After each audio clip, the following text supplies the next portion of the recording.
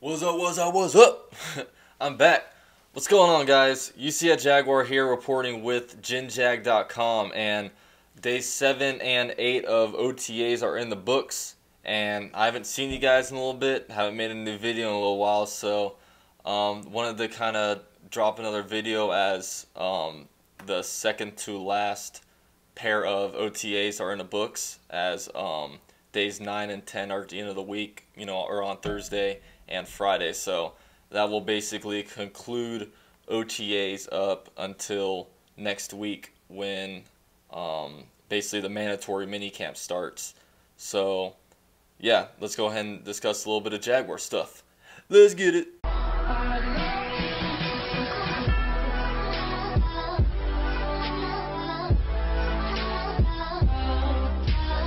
So unfortunately, there's really not a lot of Jaguar news that's out this last couple of days. I mean, there's been no kind of big breaking press conference. We didn't have Telvin Smith come out and talk about how crappy they've been or nothing like that. But yo, look, I'm gonna tell y'all right now, y'all suckers, bro.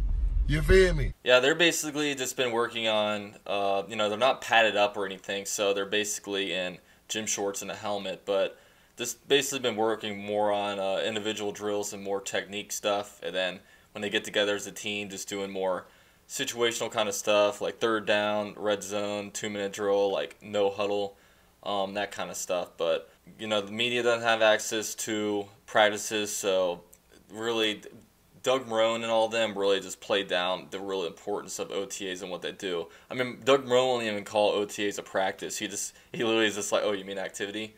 But not much to really learn about from the team last couple of days. But I'm going to go discuss a little bit off the rail. And first I kind of want to talk about some guys that have been making headlines for the Jaguars throughout kind of OTAs. There's 3 main under-the-radar players who have made Jaguar, circles through Doug Marrone at his press conferences, basically giving them a little praise. And that's in the defensive backs with Jared Wilson, Doran Grant, and Peyton Thompson. All those guys are defensive backs. Peyton Thompson, he's played a lot of cornerback and safety. He's played mostly like nickelback and safety, but he kind of brings a lot of versatility to the team.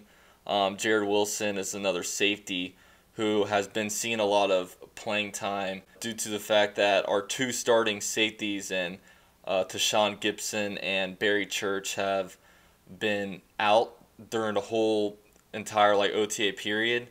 Now, I assume that's because of injury, but I'm not really too worried about all that just yet. But what I'm going to be worried about is if these guys are missing the first days of training camp, because that means that it was indeed an injury and it's been lingering for a while and lingering all through to training camp, which is in at the end of July. So I really right now I'm not going to make too many judgments about Barry Church and Tashawn Gibson, but I'm kind of hold off on that until training camp starts.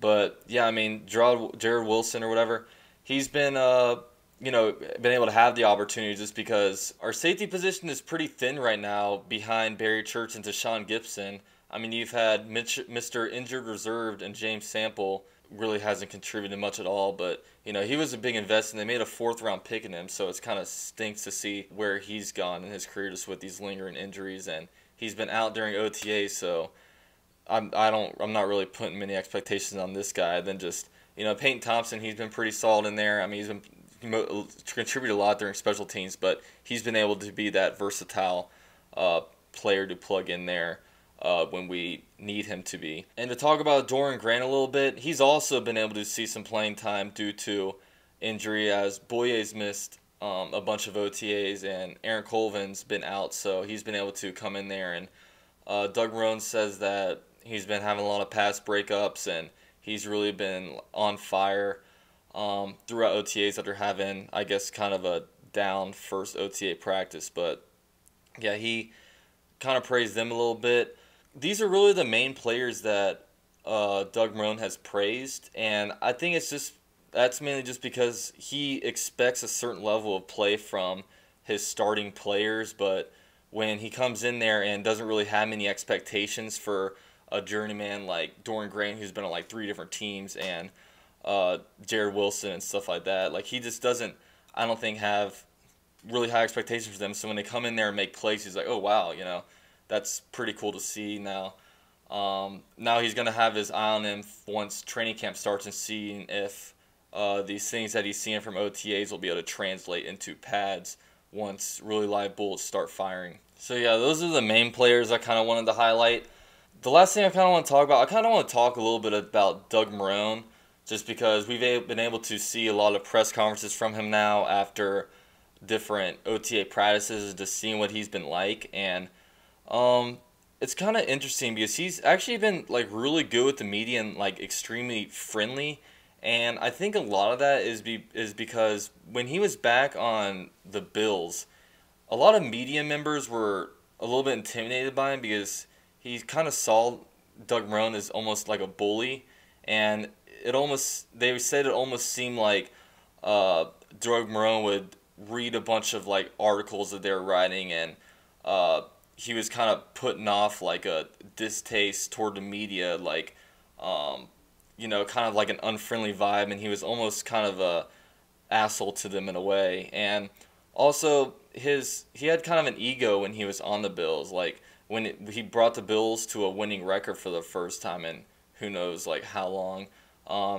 He was like talking how they should call him Saint Doug and stuff like that, just because he's like the savior of this franchise and everything. But I think once he takes a step back, he might see that and think, man, I gotta kind of change how I am in Jacksonville. And like, he's been, throughout this whole time so far, he's been extremely friendly.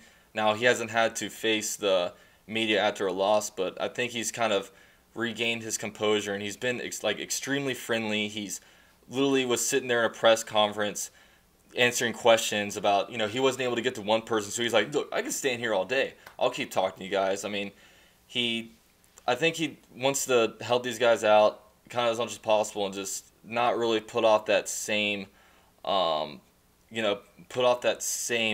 he was giving off when he was over in Buffalo. So yeah, that's about it for my Day 7, Day 8 OTA recap.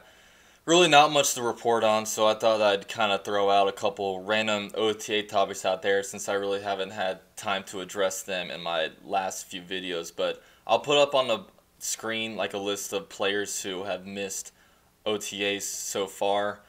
Don't really know what to make of it. We'll see. We'll monitor these guys until training camp starts to see if if any of these guys are still out then. And yeah, man, that's pretty much wraps up my video. Be sure to subscribe to me, because when these mini camps are over and you have that big length of time in between the end of mini camp and the start of training camp, it's a big dead period, but this channel ain't gonna be dead. It's gonna be lit. I'm gonna come out with a bunch of different videos, do a bunch of position previews, get you guys up to date on where our position groups stand, and maybe make different like top 3, top 5 videos. I don't know. We'll see. It'll be fun. But yeah, this is y'all's boy UCF Jaguar, reporting with Generation Jaguar. Check us out at genjag.com, and I'm out. What's the first thing you do when you wake up in the morning? Usually just piss. Are you out of your goddamn mind? Blake. What?